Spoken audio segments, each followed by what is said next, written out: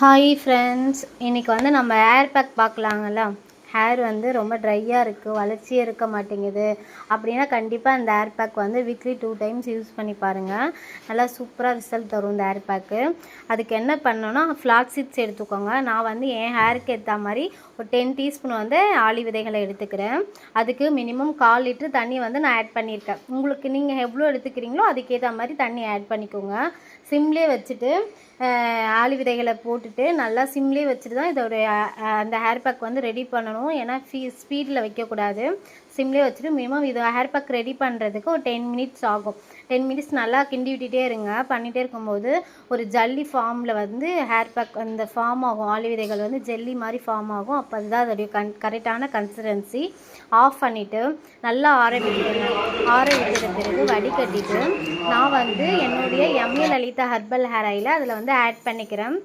ஓகேங்களா, அதில் வந்து ஆட் பண்ணிக்கிறேன். சப்போஸ் உங்கள்கிட்ட அந்த இது மாதிரி ஹெர்பல் ஹேர் ஆயில் இல்லைன்னா நீங்கள் கோகோனட் ஆயிலுமே தாராளமாக யூஸ் பண்ணிக்கலாம், இதில் ஆட் பண்ணிக்கலாம்.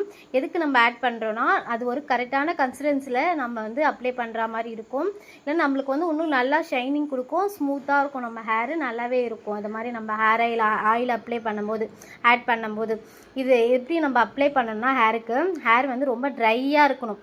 ட்ரையாக இருக்கும்போது தான் இந்த ஹேர் பேக் நம்ம அப்ளை பண்ணணும். ட்ரையாக வச்சுட்டு ஹேர் பேக் அப்ளை பண்ணுங்கள். ஏன்னா அது வந்து ஜல்லி மாதிரி இருக்குது பார்த்தீங்களா, அதனால் அது வந்து நம்ம ஹேர் வந்து ட்ரையாக இருக்கும் போது நல்லா அப்சர்வ் ஆகும்.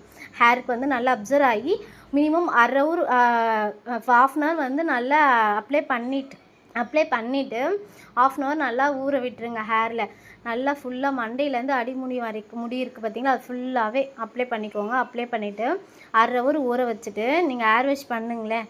என்னுடைய ஹேர் எப்படி இருக்குது பார்த்தீங்களா, நல்லா ஷைனிங்காக இருக்கா. கன்ஃபார்ம் நீங்கள் ஒரு ஃபங்க்ஷனுக்கு போகிறீங்கன்னு வச்சுக்கோங்களேன், தாராளமாக இந்த ஹேர் பேக் யூஸ் பண்ணுங்கள்.